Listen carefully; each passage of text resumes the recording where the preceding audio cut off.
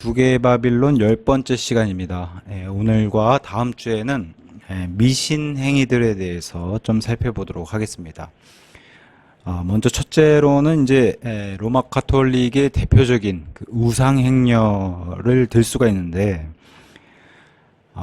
히슬롭은 이렇게 얘기했습니다. 로마 교회가 그들의 지지자들을 붙들어 둘 수 있는 훌륭한 수단 중에 하나가 바로 이 우상 행렬을 이제 들었습니다. 그래서 사람들의 어깨 위에 형상이 있고 긴 행렬을 주도하면서 사제들의 화려한 의복, 또 여러 종파의 수사들과 수녀들의 다양한 관습, 또 펄럭이는 깃발, 빠질 수 없는 게 이제 신금을 올리는 음악. 그래서 요 그림과 같이 여러 명의 이런 종교 지도자들과 함께 향도 피우고요, 긴 행렬, 특히나 이제 교황이 앞장설 때는 이제 더 장엄한 그런 행렬을 이루겠죠. 이런 것들은 사실은 잘 모르는 사람들이 보았을 때도 육신과 안목의 정욕, 인생의 자랑을 부추기는 사실은 굉장히 세상적인 것들을 좋아하는 죄인들, 그런 인간들의 눈에는 그럴듯하며 즐겁게 해주는 요소들이라는 거예요. 야, 뭔가 좀 경건해 보인다, 거룩해 보인다, 이런 것들을 이제 막 부추긴다는 거죠. 이것을 이제 우리가 흔히 얘기하는 종교심, 우리 안에는 이런 종교심이 있기 때문에 이런 것들을 굉장히 부추기면서 그럴듯하게 즐겁게 해준 요소들이다, 이렇게 말씀드릴 수 있습니다.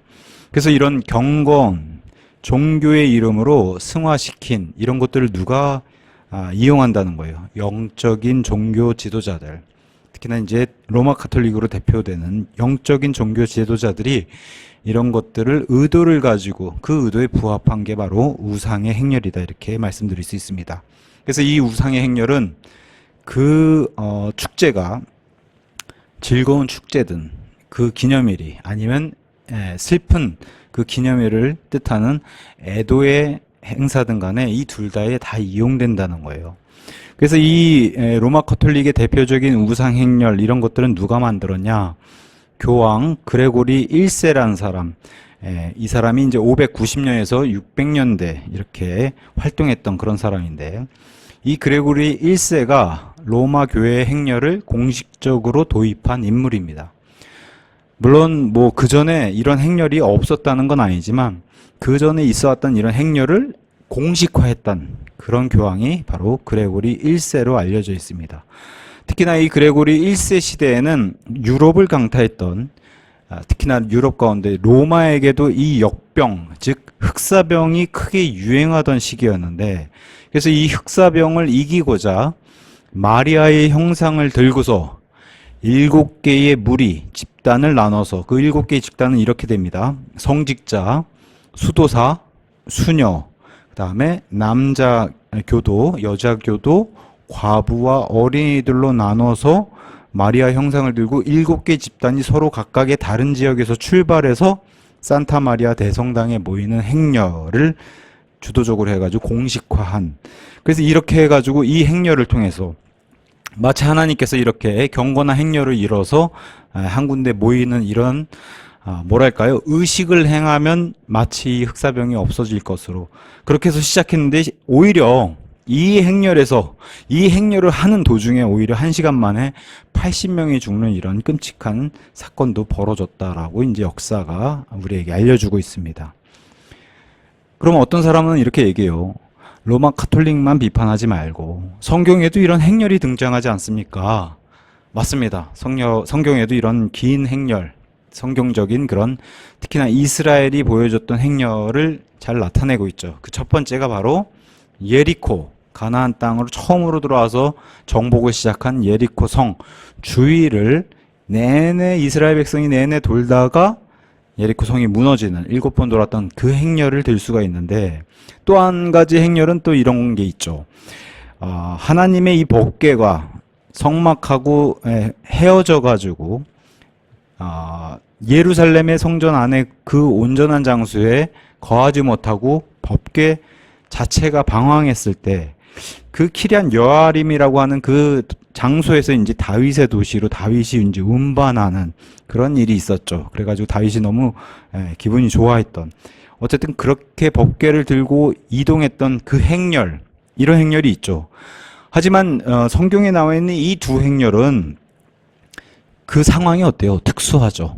이것을 뭐 매달 아니면 매년 이것을 지켜라 하는 그런 명령도 없을 뿐더러 율법에서조차도 이런 행렬에 대한 명령이 없고 이걸 기념하라고 하는 그런 하나님의 명령이 없다는 거. 그리고 특수한 상황에 운반된 그런 수행된 행렬이고 단번, 전무후무한 한 번 걸쳐서 나왔던 그런 행렬인데 이것을 로마 카톨릭에서 마치 이런 것들 갖다가 이게 성경적이지 않냐라고 하면은 말이 앞뒤가 안 맞고 논리가 안 맞는다는 거죠. 그래서 로마 교회에서 주장하는 이런 뭐 거룩한 행렬이라든가 이런 것들은 성경과는 아무 상관이 없는 겁니다. 오히려 예언자 이사야 당시에 예수님이 초림하러 오신 그 기간에 앞서서 한 700년 전의 사람인 예언자 이사야가 이스라엘에서도 벌어지는 이런 바빌론 신들을 향한 형상, 행렬에 대해서 이렇게 예언을 했습니다. 성경에. 그러니까 그 당시에 이스라엘 안에도 이런 문제가 이제 심각한 거죠. 자, 이사야서 46장 1절. 벨로 시작합니다. 바알, 벨리알. 동일한 존재. 벨과 느보가 동시에 등장하는 이런 구절. 벨은 아래로 숙이고 느보는 허리를 굽히는도다. 그들의 우상들이 짐승들 위와 가축들 위에 있도다. 너희의 적재물들이 무겁게 실려 있도다. 그것들은 지친 짐승에게 짐이로다. 자, 우상 숭배하는 것에 대해서 이렇게 경고를 하면서 6절과 7절에 이렇게 나갑니다. 그들이 가방에서 금을 아낌없이 내어주고 저울에다 은을 달아주며 어느 금 세공사를 고용하는도다. 그러자 그가 그것으로 신을 만드는도다. 이게 이제 만들어진 신이죠. 깎아진 신. 그들이 엎드리나니 진정 그들이 경배하는도다. 그들이 그를 어깨에 짊어지고 그들이 그를 옮기고 그를 그의 위치에 세웠더니 그가 서 있더라. 이것은 깎아놓은 형상 그리고 만들어진 신에 대해서 이렇게 얘기하는 겁니다. 자, 그의 위치에서 그는 움직이지 못하리라. 진정 누군가 그에게 부르짖을 것이나 그럼에도 그는 응답할 수 없을 것이요 그의 공경에서 그를 구원할 수 없느니라. 깎아놓은 형상이 어떻게 사람, 죄인을 구원하고 어떻게 그가 어려운 처지에서 구원하고 심지어 옮겨질 수 있겠냐는 거예요. 사람들이 갖다 놔야 그 자리에 있는 거고 짊어지고 옮겨야지 옮겨지는 거고 이게 형상의 현실이고 우상의 형실이라는 거예요. 오히려 성경에서는 이렇게 경고를 하죠. 그리고 이사야 당시에도 이런 모습들이 이스라엘 안에 보여지고 있고 그게 바로 가나안의 풍습이고 문화고 가나안의 우상숭배라는 겁니다. 이것을 이렇게 얘기하고 있는데 고스란히 이렇게 경고를 받는 이런 성경 말씀은 제쳐두고 이 경고 말씀에 오히려 반대 경고의 말씀은 오히려 옳은 말씀인 줄 알고 행하는 게 바로 로마 카톨릭의 우상행렬이라는 거예요. 근데 그 로마 카톨릭이 생겨나기 전 그리고 예수님이 오시기 전 이사야가 예언할 때 이사야 당시에도 있었던 이런 문화 그럼 로마 카톨릭의 이 우상행렬이 어디서부터 왔는지의 기원을 알려주죠. 가나안에도 있었고 그 가나안의 뿌리는 뭐라고 얘기해요? 바빌론서부터 왔다라고 얘기를 하는 겁니다. 그래서 이런 모습은 이사야 당시도 그렇고 이것을 뛰어넘는 기원의 모습. 그러면 이교도들 안에서는 이런 모습이 없냐? 이교도들 안에서도 이런 행렬은 얼마든지 찾아볼 수 있다는 겁니다. 자, 기원전 8세기. 그럼 이사야보다 좀 더 옛날 사람인 호머라고 하는 그리스 시인의 그의 서사, 그가 지은 서사 시에 이런 내용이 들어가 있어요. 자, 트로이의 여왕. 그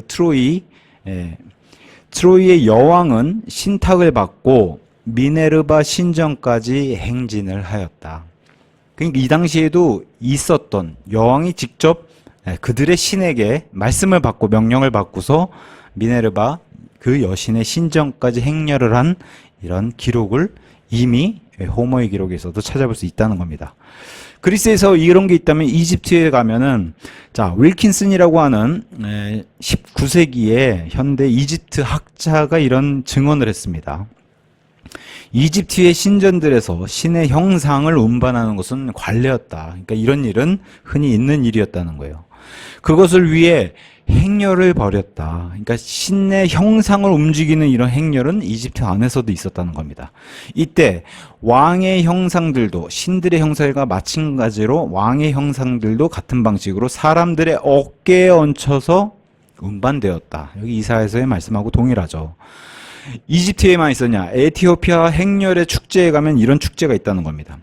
에티오피아인들이 경배하는 신이 자신들의 신이 어떤 일을 당해가지고 자기네 나라 땅을 피해가지고 다른데 잠깐 피신해 있다가 머물다가 돌아왔어요. 전설에 따르면 에티오피아 전설. 그래서 그 돌아온 신을 기쁘게 맞이하는 그들의 경배하는 사람들이 기쁘게 맞이해서 그것을 기념해서 매년 열리는 축제가 바로 에티오피아 행렬 축제인데, 이게 예전에는 자신들의 이교도 입장에서의 신을 이렇게 섬겼다면 로마 카톨릭이 전 세계를 다스리고 지금 21세기 이 시점에서 와서 보면은 에티오피아 행렬은 굉장히 로마 카톨릭적으로 바뀌어 있고 로마 카톨릭의 행렬과 견줄 수 있는 어마어마한 행렬로 지금 축제를 벌이고 있어요. 이게 과거에는 자신들의 신, 그 바빌론 기원을 두고 있는 그 뿌리를 두고 있는 그 행렬을 했던 그 축제라는 겁니다. 멕시코도 에티오피아 축제와 동일한 의미를 담고 있다는 거예요. 그건 뭐예요? 멕시코에서 자신들이 섬기는 신들이 잠시 다른 곳에 떠나가 있다가 그렇다가 다시 돌아온 것을 반갑게 맞이하는 게 바로 이 축제의 의미라는 거예요. 그래서 이들이 축제할 때, 멕시코 사람들이 축제할 때는 신들의 형상을 운반해서 마치 작별 인사하듯 그렇게 그런 행사를 하고 영토 바깥으로 운반했다가 다시 얼마 후에 돌아와가지고 온갖 기쁨으로 이들을 데리고 돌아오는 게 바로 이 축제의 묘미라고. 근데 이게 바로 에티오피아 행렬의 축제와 멕시코의 행렬의 축제가 동일하게 닮아 있는 모습이라고 얘기를 합니다. 아까도 그리스의 호모 얘기를 잠깐 했는데, 자, 그리스에 가면 아폴로 축제라고 더 유명한 축제가 있죠. 그래서 이 아폴로가 피톤이라고 하는 뱀, 그 뱀의 신하고 싸워가지고 승리한 후에 자신의 누이인 다이애나와 함께 우리 성경에 등장하는 아카이아로 갔어요. 승리한 후에. 근데 어떤 습격을 받아가지고 그 습격 때문에 크레테 섬, 알죠? 그 아카이아 아래에 있는 그 크레테 섬, 바울이 선교했던 그 장소기도 합니다. 크레테 섬으로 도망쳤는데 이후 아카이아 사람들이 자신들의 신인 아폴로와 다이애나가 돌아오길 바라는 마음에 아카이아 사람들이 불안한 거예요. 자신들의 신이 딴 데가 있으니까. 그래서 이 두 신들이 돌아오게 하려고 그들의 신들의 마음을 진정시키기 위해서 7 소년들과 7 처녀들을 보냈어요. 돌아오라고 간청하는 의미에서.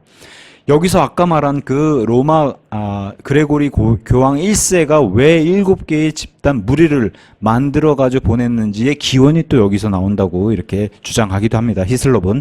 그래서 7 처녀와 7 소년들을 보내 가지고 결국에 이 아폴로와 그 다음에 다이애나를 위로를 해주고 그들이 돌아오라고 하는 탄원을 보내고 거기서 아폴로와 다이애나가 돌아왔다는 겁니다. 이 스토리는 뭐랑 닮아 있어요? 좀 전에 제가 말씀드린 에티오피아 행렬 축제, 그 다음에 멕시코 행렬 축제와 동일한 스토리를 담고 있다는 거예요. 어디서요? 그리스에서도. 그래서 이렇게 해서 돌아온 걸 기념해가지고 매년 소년들이 거대한 행렬을 만들어서 행진하는 풍습까지 생긴 게 바로 그리스의 아폴로 축제라는 겁니다. 이 아폴로 축제가 동일하게 닮아 있는 게 누구예요? 이집트에 가면은 이 아폴로 신이 이름만 오시리스로 바뀌고 피톤이 티포로 바뀌는 그런 신들의 이름으로 바뀌는 겁니다. 결국엔 그리스에서도 이런 축제, 에티오피아와 멕시코와 동일한 이런 축제를 보여준다는 겁니다. 그래서 이 풍습이 언제까지 진행됐냐? 로마 카톨릭이 생기기 바로 직전인 2세기까지. 그래서 파우사니아스라고 하는 그리스 여행가자, 지리학자, 역사 기록자인 이 사람이 증언을 했는데 당시 자신이 살던 2세기입니다. 2세기, 기원 후 2세기까지 바로 이런 풍습이 계속됐다는 겁니다. 그러고 나서 뭐가 생겨요? 로마 카톨릭이 생기죠. 그러니까 자연스럽게 이런 모든 행렬의 축제는 로마 카톨릭으로 둔갑하기가 너무 쉬웠다는 겁니다.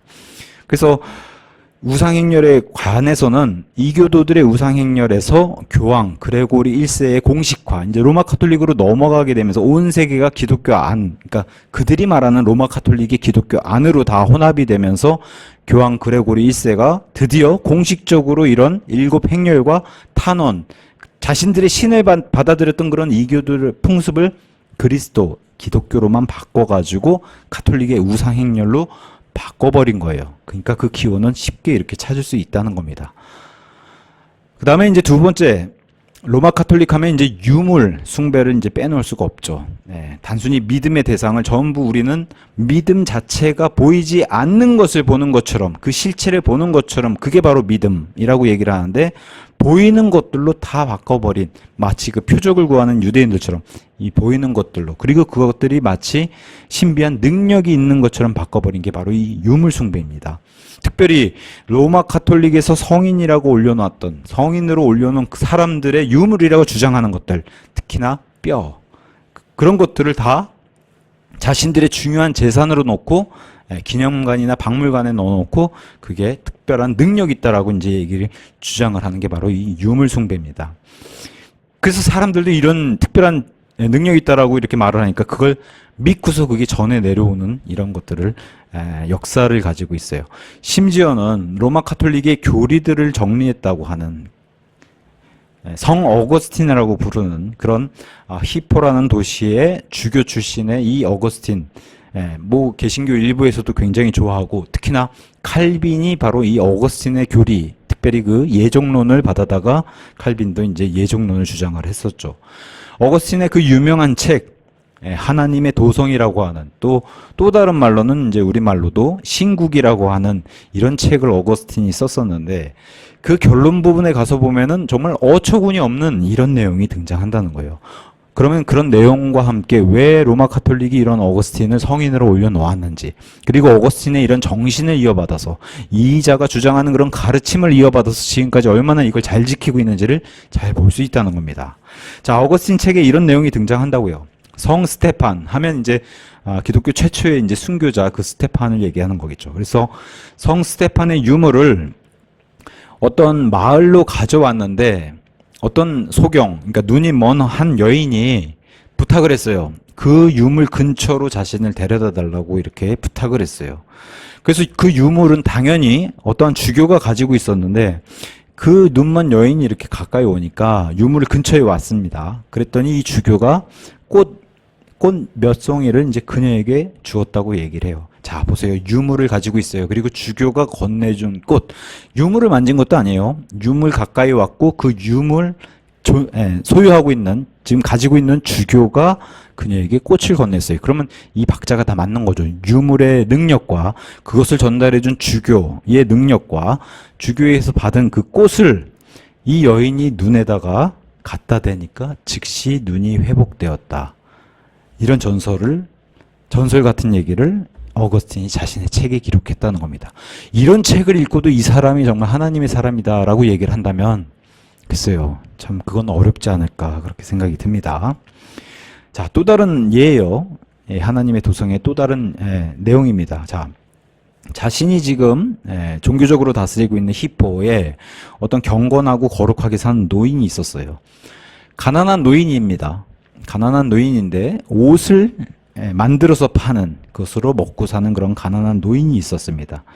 하지만 얼마나 가난한지 자신은 옷을 만들어서 팔지만 자신의 옷조차 살 수 없는 그 정도로 가난한 이 노인이 자신의 이런 뭐랄까요, 비참한 그리고 가난한 처지를 20명이 순교한 그런 순교자들을 모셔놨다고 하는 신전에 가서 토로합니다. 큰 소리로 자신의 새 옷을 사달라고.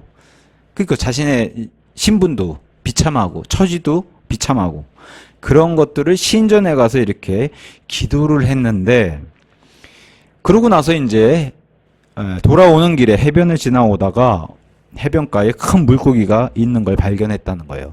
그래서 그 물고기를 갖다가 올커니 이 물고기를 팔아서 이거 가지고 내가 새 옷을 사야 되겠다고 해서 요리사에게 물고기를 줬더니 그 요리사가 나름 양심 있었던 요리사라는 거예요. 배를 갈랐더니 그 안에서 금반지가 나오더래요. 그래서 이 양심 있는 요리사가 이 금반지를 다행히도 이 가난한 노인에게 돌려줬고, 그러면서 이 노인이 어떠한 간증을 가졌냐. 보라, 이자가 20명이 순교자를 모셔놨던 그 신전에 가서 이렇게 기도를 했더니 이 순교자들이 이 노인에게 옷을 입혀줬거나. 하나님이 아닙니다. 네. 지금 어거스틴 당시에 로마 카톨릭이 이미 존재했는데도 불구하고 이 순교자들이 이 노인에게 은혜를 베풀었다는 거예요. 기도를 드렸더니. 이 내용이 하나님의 도성 결론 부분에 들어가 있다라는 겁니다. 뭘 얘기하고 싶은 거예요? 죽은 자를 위한 기도와 유물과 주교의 능력을 통한 기적. 비성경적인 이런 것들을 어거스틴이 주장했다는 거예요. 이런 데서 등장하는 게 바로 유물 숭배. 그 다음에 죽은 자를 위해서 기도하고, 죽은 자잖아요, 순교자들. 그 죽은 자들을 위해서 기도했고, 그들이 기도를 들어줬다. 심지어 은혜를 베풀어줬다. 복을 줬다. 이런 내용 아닙니까? 그래서 이 어거스틴의 가르침 자체에 들어가 있는 게 죽은 자를 위한 기도, 유물이 갖고 있는 능력. 땡입니다, 땡. 이런 것들은 정말 비성경적인데, 어거스틴이 이렇게 얘기했고, 로마 카톨릭이 얼마나 이 어거스틴을 최고의 성인으로 올려놓습니까? 그래서 로마 카톨릭에서는 성인들의 무덤을 찾는 순례라고 얘기하죠. 반드시 생애 동안에는 이 순례를 한번 갔다 와야 하는, 마치 숙제처럼 이렇게 내주죠. 이것을 로마 카톨릭은 이 땅에서 사는 동안에 가장 큰 공적으로 인정해 준다는 거예요. 순례자들의, 그 성인들의 무덤을 방문하는 일. 그래서 중세 때는 성 야고보의 유골이 있다는 스페인의 꼼포스텔라, 여길 방문하든지, 아니면 예루살렘에 가서 자신들이 만들어 놓은 성무덤, 예수님의 무덤이라고 하는 그런 가짜 무덤이든, 여기를 순례하는 게 죄를 씻는 가장 좋은 방법 중에 하나다. 방문하면, 순례하고 오면 죄가 씻어진다는 거예요. 물론 이렇게 죄를 씻어도 죽을 때까지 구원은 확신을 갖지 못하는 게 로마 카톨릭이고, 어쨌든 이들이 이러한 책무를 얹어주니까 가서 순례하긴 하고 와야 되는 거예요. 로마 카톨릭 교도라면.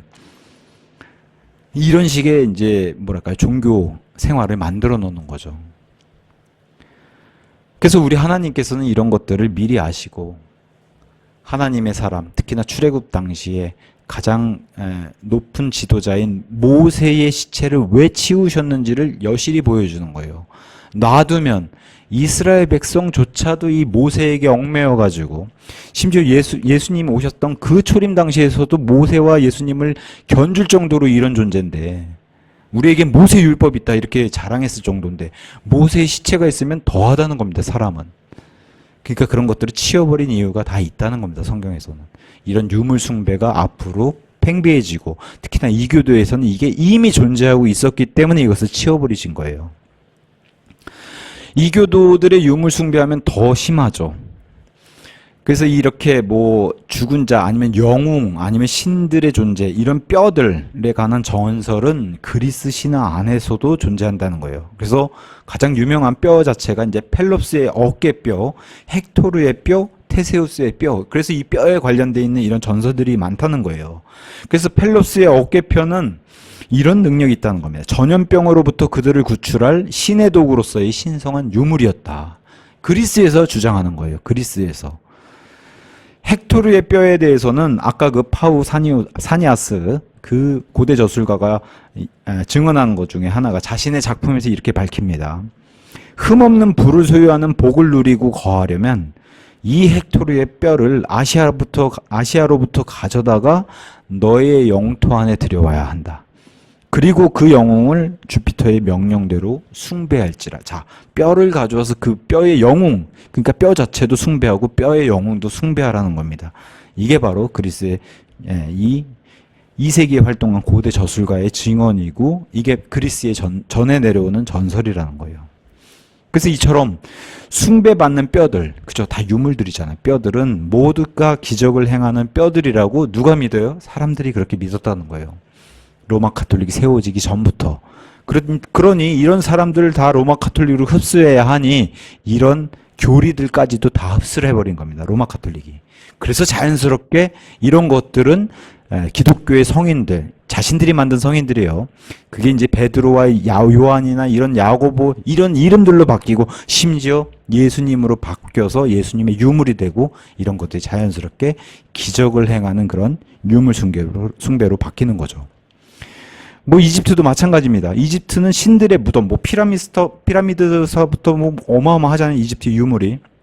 그 이집트는 뭐 각종 영화에서도 뭐 잘못 건드리면 큰 저주를 받는다 막 이런 것들이 많잖아요. 그만큼 신들의 무덤도 많고 파라오의 무덤들도 많고요.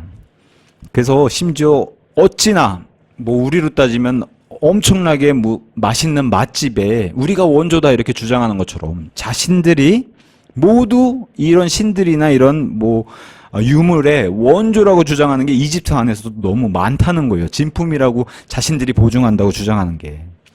경쟁적인 전시를 하고 있다 이렇게까지 표현해요. 경쟁적인 전시.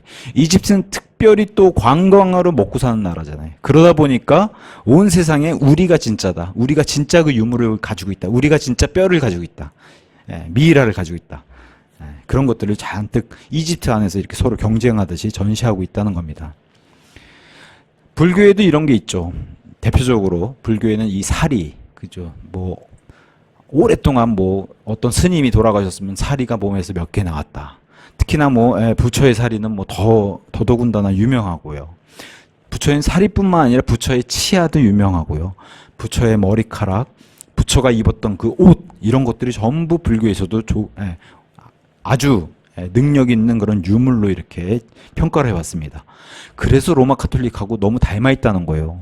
불교와 로마 카톨릭은 겉보기에는 완전 다른 종교 같지만 그 안에 뿌리가 같고 기원이 같기 때문에 너무 닮아 있는 모습을 보인다는 거예요. 부처의 치아 같은 경우는 베드로의 치아. 그래서 베드로의 그 이빨이라고 하는 거를 19세기에 비오 9세라고 하는 교황이 자신이 사랑하는 아들, 자 교황이 지금 황제 위에 있는 거예요. 그러다 보니까 황제를 뭐라고 부르냐? 내 사랑하는 아들이다. 너무 관심과 호의를 보였어요. 누구에게요? 그 당시 오스트리아 황제인 프란시스에게. 그래서 이 프란시스에게 자신이 갖고 있는 가장 귀한 선물이라고 한 걸 주는데 그 선물이 바로 베드로의 치아였다는 거예요. 물론 가짜죠. 이렇게 주장하는 겁니다. 로마 카톨릭에서. 자신들도 이게 진짜라고 믿고 자신들도 속고 남도 속이는 거죠. 그래서 베드로의 치아라고 자신들이 귀하게 여기는 것을 얼마나 귀한 거예요. 로마 카톨릭에서 봤을 때는. 그것을 이 프란시스 오스트리아 황제에게 하사를 하면서 이렇게 선물해 줬다는. 또 이 황제는 얼마나 기쁘겠어요. 자신이 자신의 영적인 지도자인 교황에게. 교황이면 뭐 이 땅에서는 최고 권위이잖아요. 그 권위에게 받은 베드로의 치아. 이 정도면 얼마나 사이가 좋았을까요? 이 둘 사이에. 이런 문화가 있는 거 보면 불교에서만 뭐 부처의 치아를 주장하는 게 아니라 로마 카톨릭에서도 동일하게 이런 주장을 하는 걸 닮아 있다는 겁니다. 또 트레베스의 성이라고 하는 성의입니다. 성의. 트레베스의 거룩한 옷이라고 하는 오늘날의 독일의 트리어라고 하는 대성당에 보관되어 있다고 전해지는 심지어 이 옷을 뭐라고 부르냐? 예수님이 입었던 속옷과 긴 옷이라고 얘기를 하는 거예요. 트레베스의 이 거룩한 옷이. 이 옷이 무슨 옷이냐? 과거 예수님이 십자가에 달리시기 전 그 앞에 로마 군인들이 제비 뽑아서 나누어 가졌던 옷이라고 주장하는 거예요. 옷 중에 가장 글쎄요. 로마 카톨릭에서 봤을 때는 옷 중에 가장 중요한 옷 아닐까요? 예수님의 옷이었으니까. 이걸 전시해 놓고 예수님의 옷이다. 그러면 많은 정말 예수님을 미혹당하는 그런 사람들도 마찬가지고요. 심지어 예수님을 믿지 않는 사람들도 가서 이제 구경을 한다는 거죠. 가까이서만 보기만 해도 엄청난 능력이 나올 것처럼. 심지어 복음서에도 예수님의 옷을 만져서 병이 나왔던 여인이 있기 때문에 그런 기록이 있기 때문에 사람들이 마치 이것을 가까이 가서 보기만 해도 마치 자신도 병이 나올 것 같은 이런 장사 속의 그런 일들을 벌인다는 거죠. 또 마태는 또 로마 카톨릭에서는 또 성인이죠. 성 마태가 입었던 옷, 로마 카톨릭에서는 성 마태가 입었다는 옷을 심지어 16벌에서 20벌이나 가지고 있다라고 주장을 합니다. 심지어는 마태의 팔은 얼마나 이거 쪼갰는지 아니면 마태의 팔이 이렇게 많이 불어난 건진 모르겠는데 마태의 팔이 7개에서 8개. 아까 이집트랑 똑같죠. 우리가 원주다라고 서로 경쟁하듯이 전시하는 것처럼 로마 가톨릭에서도 마태의 팔을 7개, 8개씩 이렇게 전시한다는 거예요. 더 우스운 일은 로마 가톨릭에서는 아마 자신들의 성인 가운데서는 베드로가 최고입니다. 왜 그래요? 베드로가 초대 사도, 그죠? 첫 번째 사도라고 자신들이 주장하기도 하고 사도이자 교황이라고 주장해요. 첫 번째 교황이라고. 그러다 보니까 이 베드로가 얼마나 로마 가톨릭의 중요한 인물이겠어요. 근데 로마 가톨릭에서 주장하는 자신들이 가지고 있다라고 하는 소위 말해 예수님의 12제자는 거의 예수님 부활 승천하시고 난 이후에는 목배임 당하는 이런 순교를 많이 당했기 때문에. 그래서 로마 가톨릭에서 이 베드로의 머리를 가지고 있다는 거예요, 지금. 근데 그 머리가 2개 내지 3개가 된다는 거예요. 전부 자기가 베드로의 머리를 가지고 있다라고 자신들이 주장하니까. 여기저기서. 서로 원조라고 하는 그런 격이죠. 우스운 일입니다. 근데 이 정도로 유물이 중요하다라고 자신들이 주장하는 거예요. 마치 여기서 특별한 기적이 나오는 것처럼. 자, 초대 페르시아, 그럼 바빌론에서 뿌리랑 거의 흡사하다고 하는 페르시아에 생겨난 그 종교인 조로아스터교에서, 그러면 조로아스터교를 만든 조로아스터라는 사람이 전설로는 자신이 자진해가지고 희생해서 희생 제물이 돼서 신에게 바쳐졌다라고 하는 그 전설을 가지고 있죠. 근데 이러한 명령을 남겼다는 거예요. 자신이 자진해가지고 희생을 해서 희생 제물이 되지만 자신이 죽고 난 뒤에는 자신의 유해를 자신을 따르는 이제 자기 백성들에게 보존하라는 명령을 내렸다는 거예요. 조로아스터가. 그래서 그것을 잘 지키면 조로아스터교의 믿음이 뛰어난 자 이렇게 칭한다는 겁니다. 모든 종교가 다 닮아있죠. 이런 유물에 대해서. 그래서 가짜 메시아, 장차 올 가짜 메시아도 마찬가지고요. 최초의 메시아, 가짜 메시아라고 하는 님으로서부터 가짜 메시아는 일단은 죽어요. 진짜 메시아를 따라하는 것처럼 일단 죽고 그 다음에 부활을 한다라고 하는 조작된 부활을 주장하죠. 님으로 또 다시 부활했다고 해서 그의 니무롯의 부활을 탐무즈라고 이렇게 주장하고, 오시리스 부활했다고 해가지고 호루스라고 주장하고, 조작된 부활이죠. 근데 나중에 이러한 것들의 예표가 누구라는 거예요? 장차올 적그리스도가 한 번은 죽었다가 죽은 것처럼 근데 다시 살아나는 그런 모습에 사람들이 깜짝 놀란다고. 심지어는 그 우상 목자인 적그리스도는 어쨌든 눈과 팔에 심각한 상처를 입는데도 불구하고 다시 살아난다는 이 대환란의 말씀에 기록이 돼 있잖아요. 그런 죽음과 조작된 부활을 니무롯에서부터 이교도 종교들 안에서 이걸 심어가지고 대환란까지 간다는 겁니다. 그래서 계속해서 말씀드리지만 니무롯, 니누스 아니면 최초의 누군가, 그 강력하고 막강한 자가 사지가 절단이 돼가지고 그렇게 해서 죽임을 당했다라고 한 내용은 이미 우리가 나눴습니다. 그렇게 해서 이 죽은 자의 뼈들이 온 세상을 퍼졌어요. 흩어졌어요.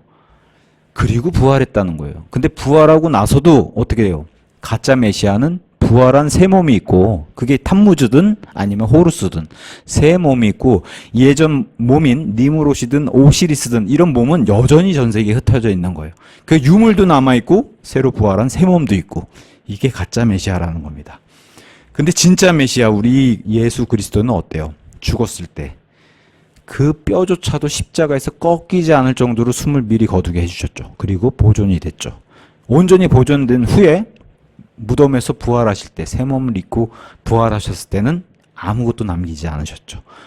그래서 기독교의 자랑은 빈 무덤입니다. 여기 뭐 그리스든 이집트든 뭐 조로아스터교든 자신들의 무덤이나 유물을 중시하잖아요. 로마 가톨릭까지. 아닙니다. 그러니까 로마 가톨릭이 얼마나 가짜 기독교인지를 얘기하는 거죠. 우리 예수님은 빈 무덤을 자랑하셨어요. 그리고 그게 우리의 자랑입니다. 아무것도 남지 않았다는, 이게 가짜 메시아와 진짜 메시아의 유물에 대한 차이가 이렇게 크다고 알려주는 겁니다. 자, 그 다음에 이제 형상, 뭐 이교도든 로마 가톨릭이든 이 형상에 대해서는 아주 지긋지긋하지만 어쨌든 이 형상에게 옷을 입히는 의식, 이것도 이제 굉장한 의식으로 이렇게 치르고 있는데, 이 뿌리 역시도 이교도에서 왔다는 것을 이제 보여줍니다. 로마인 성인들이 많죠. 예수님의 12제자도 있고, 이 12제자를 넘어서서 그냥 자신들의 로마 카톨릭에 속하는 그런 성인들도 어마어마하게 많은데 그런 사람들이 형상을 있는 대로 다 만들어서 그러니까 이 형상들 만들지 말라고 하는 하나님의 명령을 너무 우습게 여기는 거죠. 이 형상에 옷 입히고 관을 씌우는 의식이 이게 로마 카톨릭의 또 큰 의식이라는 거예요. 착복식이라고 부르는데 돈이 많이 들죠. 근데 이 착복식에 어마어마하게 보석이나 아니면 어마어마하게 그런 비싼 옷을 입히는 자는 특별한 은혜를 입는다. 공적을 쌓는다. 이렇게 이제 사람들에게 이런 믿음을 심어주고 사람들이 진짜 이렇게 믿었다는 거예요. 그래서 비싼 사람들이 자기가 가지고 있는 게 좀 많은 사람들은 어떻게든 이 형상에게 비싼 옷을 입히려고 애를 썼다는 겁니다. 그래서 그 사례가 1852년 9월에 몽파시에라고 하는 백작 부부가 로마 카톨릭, 영국 로마 카톨릭의 주간지인 타블릿에 이런 게 실렸는데 그 타블릿에서 열었던 종교 행사에서 이 부부가 가난한 자들을 위해서 구제금을 냈어요. 뭐 이건 좋은 일이죠. 근데 특별히 마리아 형상을 위해서 금실로 짠 옷과 흰 레이스와 은으로 된 관을 바쳐서 이 부부의 신앙심이 아주 추앙을 받았다 이런 모습을 기록을 남겼어요. 로마 카톨릭에서는 좋아할 일이죠. 이 부부가 얼마나 신앙심이 큰지 이 마리아 형상에게 어마어마한 것을 바치고 옷을 바쳐서 은혜와 공적을 쌓았다. 이걸 보여주는 거죠. 온 세상 사람들에게. 또한 19세기에 스페인 여왕 방탕하다고 평판이 있었던 중요한 포인트는 방탕하다는 평판입니다. 그러면 이 여왕의 삶이 얼마나 그 방탕했는지를 보여주는 거예요. 근데 비록 방탕했을지라도 그리고 심지어는 자신을 암살하려고 했던 그런 자가 있었어요. 메리노라고 한 자가 암살하려고 해서 심지어 거기에 칼에 찔린 그런 사건도 겪었어요. 물론 목숨은 잃지는 않았지만 그때 입고 있었던 드레스, 칼로 찔렸을 때 입고 있었던 드레스 이거를 누구에게 바쳐요? 마리아에게 바쳤다는 거예요. 자기가 찔렸던 그런 표시, 그 드레스가 표시가 있을 거 아니에요. 칼로 찔린 그 드레스와 거기다가 보석을 더해가지고 충성의 표시로 내가 마리아의 은혜로 죽음을 면했다라고 하는 마리아에게 바쳐가지고 신앙을 입증했다라고 하는 이런 일들이 일어났다는 겁니다. 아까 제가 뭐라고 했어요? 방탕했던 스페인 여왕인데 방탕했던 거를 이런 걸로 덮어버린다는 거죠. 뭘로 덮어요? 이런 공덕을 쌓았더니 그 방탕함은 없어지고 은혜를 입었다. 이런 것들이 얼마나 이 마리아 형상에게 옷을 입히고 하는 이런 기부 이런 것을 통해서 사람들이 마치 구원을 받는 것처럼 이렇게 이제 속인다는 겁니다. 근데 이교도에 가면은 이교도의 관습 안에서도 이런 것들은 쉽게 찾아볼 수 있다는 거예요. 그래서 이교도 특히나 이집트 같은 데 가보면 이집트는 상형 문자로 많은 기록들이 남아있는 곳이잖아요. 그래서 로제타 비문이라고 하는 이 고대 이집트 문자를 해독하게 만드는 비석에 많은 글들이 있으니까 그걸 해독하는 거예요. 그때 그것을 해독해 보니까 이런 사람들을 언급하고 있더라. 뭐요? 이집트의 제사장들, 예언자들, 그리고 성단, 거룩한 제단에 접근해서 신들에게 옷을 입히는 사람들이 등장한다는 거예요. 상형 문자 안에.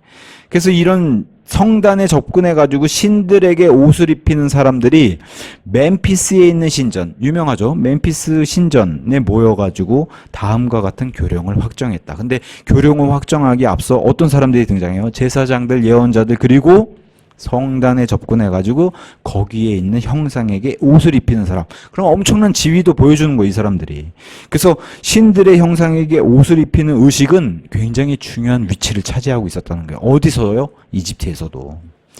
이집트뿐만 아니라 그리스에서도 계속 등장합니다. 파우사니아스라고 하는 사람. 이 사람이 미네르바 여신에게 바쳐진 재물에 관한 언급. 그럼 아까 트로이의 여왕 얘기를 할 때도 이 사람의 언급한 내용을 아까 말씀드렸는데 똑같습니다. 미네르바 여신에게 바쳐진 재물, 그러면 여신에게 벌써 이러한 옷 입히는 거나 관이나 이런 선물을 바치는 것을 이제 자신의 기록에다 이렇게 남겼다는 거예요. 자, 아가페노르의 딸 라오디케가 미네르바 알레아에게 베일을 보내면서 쓴 기록이라고 이제 알려주면서, 자, 성녀 라오디케는 키프로스로부터 그녀의 아버지의 광활한 땅으로 이 베일을 미네르바 여신에게 제물로 보내드립니다. 자신의 베일을 미네르바 여신에게, 아마 베일이 어마어마하게 값비싼 그런 물건이었겠죠. 그래서 그 베일을 미네르바 여신, 이 미네르바 여신과 동일한 여신이 바로 아테나 여신이에요. 아테나 여신. 그 여신에게 제물로 보내드립니다. 이런 이제 기록을 볼 수 있습니다. 그리고 앞서서 얘기한 그 트로이 여왕이 신탁을 받아가지고 미네르바 행렬, 그리고 우상 행렬의 그 기원을 거기서도 찾았죠. 그래서 트로이 여왕의 행렬에서도 미네르바 신전까지 속죄의 행렬을 인도하도록 그 신탁을 받은 거잖아요. 그때 빈손으로 가지 말고 가장 잘 받아들여질 수 있는 선물을 가지고 가라는 명령까지 받았다는 거예요. 신탁에서. 그냥 행렬만 쭉 해서 길게 해서 그런 거대한 행렬만 하지 말고 그 미네르바 신전에 바칠 선물을 가지고 가라. 이런 기록까지도 파우사니아스가 했습니다. 그래서 그 미네르바 여신에게 바쳐진 그런 선물이 무엇이냐? 금으로 수공된 외투와 번쩍이는 베일. 그러면 외투는 형상에게 입힐 것이고 베일은 두를 것이고요. 이런 것들을 가지고 왔다는 거예요. 이 정도로 이런 형상에게 뭔가 바쳐지는 이런 것들이 얼마나 귀한지를 이교도에서도 보여준다는 겁니다. 그래서 고대 이교도 신앙에서는 이런 신들에게 옷을 입히는 이 의식 자체가 이 안에 숨어있는 신비가 있다는 거예요. 계시록에서 밝혔다시피, 기록에 남겨주셨다시피 바빌론 음녀의 신비가 과거 오래전부터 활동했던 이 음녀의 신비, 특별히 이런 신비 종교 안에 있는 신비가 무엇이냐? 사람들은 다 한다는 거예요. 기독교 진리를 이교도 이런 이교도들이 왜곡시켰다는 것을. 인류의 뿌리는 아담에서 시작한 걸 다 알죠. 그래서 그 아담, 안타깝게도 죄로 인해서 타락했고, 아담이 창조될 그 당시에서는 하나님의 영광을 가지고 있었어요. 근데 죄를 범함으로써 영광이 박탈됐죠. 결국은 에덴에서 쫓겨나면서 하나님의 특별히 준비하신 옷을 입어야 되는 존재로, 비참한 존재로 바뀌었죠. 자신들의 벌거벗음이 그게 오히려 하나님의 영광인 모습이었는데 오히려 죄가 들어오면서 양심이 작동하면서 자신들이 부끄럽게 되는 그런 존재가 되니까 하나님이 양가죽의 코트로 그들을, 아담과 이브를 덮어주셔야 하는, 이렇게 벌거벗음을 이제는 가려야 할 필요성이 생겨버렸죠.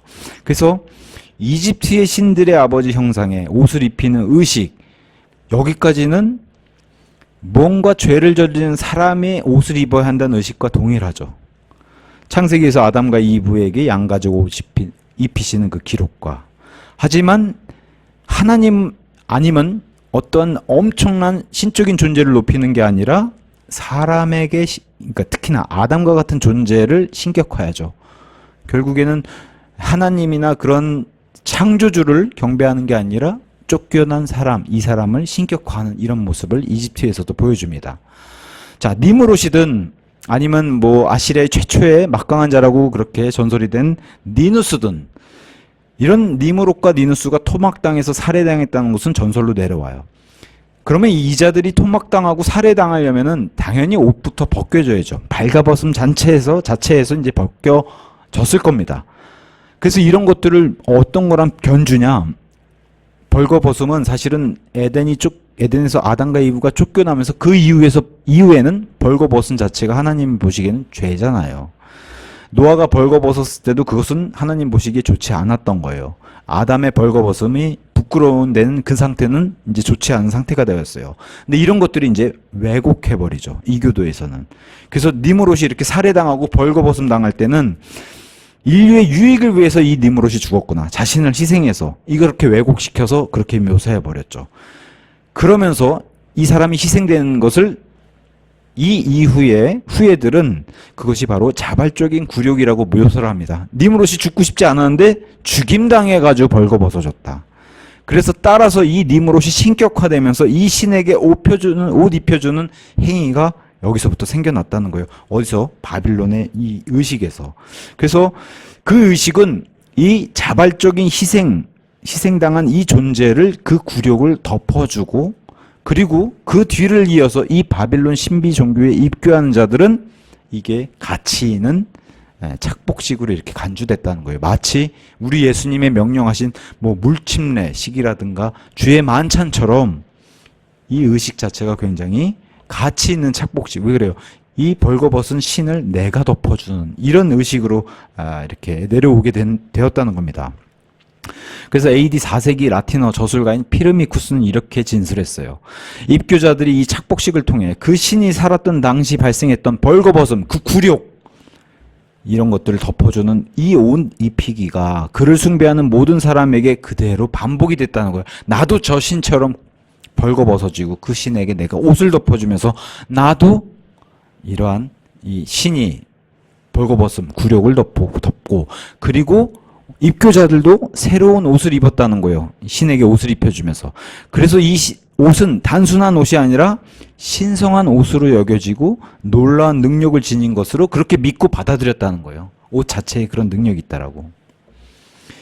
조시아 레슬리 포터라고 한 사람, 중동의 고고학자인데 이렇게 얘기했습니다. 신비 종교에 입교한 사람들의 옷은 신성한 것으로 간주되었다. 똑같이 주장하죠. 주문과 마법, 뭐 이 교대에서는 이런 게 많잖아요. 주문도 많고 마법, 마술 이런 것들은 하나님 보시기에 가증한 것인데 이런 것들이 많아요. 근데 이런 것 못지않게 옷 자체가 악을 예방하는 효능이 있다라고 여겨졌다는 거예요. 마치 아까 그레고리 교황 1세가 7행렬로 나눠서 이렇게 가면은 흑사병이 없어지는 것처럼 믿었듯이 미신이잖아요. 근데 이러한 마법, 마술의 주문 이런 것 못지않게 옷 자체가 악을 예방하는 효과가 있다라고 여겨졌다는 겁니다. 따라서 이 옷은 완전히 낡아질 때까지 버리지 않았고 심지어는 가능하다면 이 옷을 입교할 때 그 받았던 새 옷, 그 옷을 죽을 때에 입고 무덤에다 같이 묻힐 정도로 그 정도였다는 거 이렇게 진술을 했습니다. 그 사실은 이런 문화를 다 받아들인 로마 가톨릭은 어때요? 그러니까 뭐 성경책도 이 안에 말씀의 능력이 있고 이 말씀 자체가 마귀를 대적하는 게 아니라 마치 이 성경책 자체가 엄청난 무기인 것처럼 막 이렇게 갖다 대잖아요. 그러니까 십자가도 막 갖다 대고 이 구마 사제들이라고 하는 마귀 쫓아낸다는 사제들이 그게 정말 영화에서도 잘 보여주지만 그게 로마 가톨릭의 수준이라는 거예요. 안타깝게도 제가 이 킹제임스 성경을 만나고서 성경책이 너무 좋으니까 이 진짜 성경을 친구에게 선물해주고 싶었어요. 뭐 그런 일들이 많잖아요. 주변에다가 이렇게 좋은 성경책 읽어보라고 개혁 성경이나 이런 가톨릭 성경 읽지 말고. 그래서 오랫동안 천주교를 믿었던 천주교 신자인 친구에게 성경책을 선물해줬어요. 읽어봐라. 킹제임스 성경이라고 너무 좋은 책이다. 그랬더니 고마워하죠. 당연히 선물이니까 누가 싫어하겠어요, 선물을. 근데 얼마 있다 가보니까 이렇게 자기 테이블에 조명을 설치해 놓고 거기다가 이렇게 성경책을 이렇게 비치해 놓은 거예요. 그래서 왜 저렇게 해놨냐 그랬더니 네가 좋은 성경책이라고 하길래 이제 이 성경책이 나에게 좋은 기운을 줄 거라고. 너무 안타까운 얘기지만 로마 가톨릭 그 천주교 입장에서는 너무 당연한 거예요. 심지어는 잘못 믿는 그런 일반 개신교를 신앙생활 하시는 분들은 성경책을 차에다 이렇게 놔두면은 교통사고를 면한다. 그렇게 얘기하시는 그런 믿음을 가지고 계신 분도 계시더라고요. 너무 안타깝지만. 그건 정말 그 불교에서 그 묵주를 차에다 걸어 놓는 거 무슨 차이가 있을까? 그죠? 거기다 십자가 걸어 놓고 마치 그렇게 걸어 놓으면 교통사고가 안 날 거라고 믿는 그런 거랑 너무 안타까운 일이. 근데 이 뿌리가 어디 있다는 거예요? 거슬러 올라가면 여기 있다는 겁니다. 바빌론에. 자, 조로아스토교 역시 자신들도 이렇게 옷을 입는 그런 것들이 있는데 조로아스토교에서 입교하는 자들에게 주는 이런 옷은 신성한 옷이라고 믿고 심지어는 이 세상을 떠난 영혼들을 같이 이렇게 입혀서 죽으면 무덤에 묻으면은 영혼들을 마귀로부터 오는 재앙으로부터 반드시 보호해 준다고 믿었다는 거예요. 그 옷 자체가 마귀로부터 오는 재앙으로부터 보호해 준다. 똑같은 이런 교리를 가지고 있었다라고 얘기를 합니다.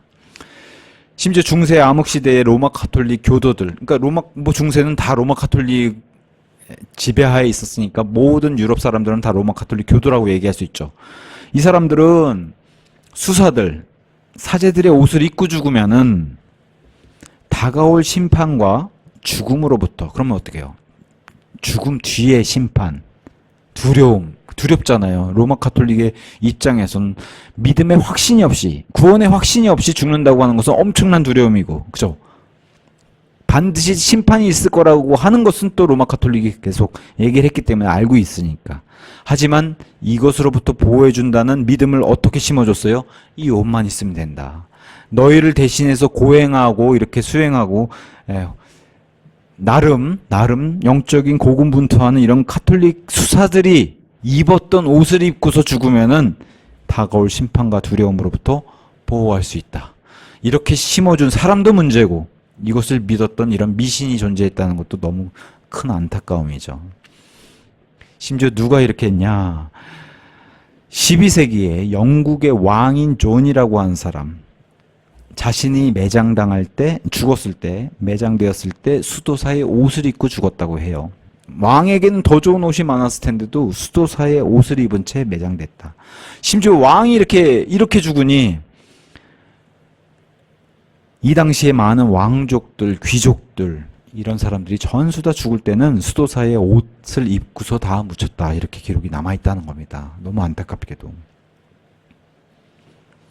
이런 것들은, 이런 미신은 언제 깨졌냐? 종교개혁 이후가 되어서야 깨졌다는 거예요. 왜 그래요? 종교개혁 이후가 되니까 이런 것들은 다 쓰레기구나, 미신이구나, 믿음으로 구원받는구나, 이런 게 들어오니까 이런 것들이 다 깨졌다는 거예요. 뭔 유물의 능력이 있는 게 아니라 믿음으로 구원받는구나, 이런 게 영국에 들어오니까 이때서부터는 이런 미신이 사라졌다고 얘기를 하는 겁니다. 결국에는 이교도들도 알고 있어요. 무엇을 알고 있어요? 분명히 사람은 벌거벗은 것 수치스러운 일인데 이것을 덮을 무언가가 필요하다는 건 안다는 거예요. 이교도들도.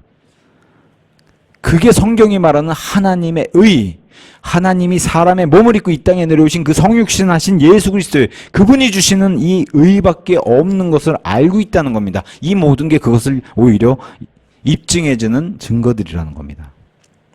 자, 마지막으로 이제 옷을 입혀주는 게 있으면 이제 관을 씌워주는 게 있는데, 왜 로마 카톨릭에서는 이런 것들이 관련이 되는지는 모르겠지만 기독교의 토끼풀, 세이클로바 이런 거랑 무슨 상관이 있을까요?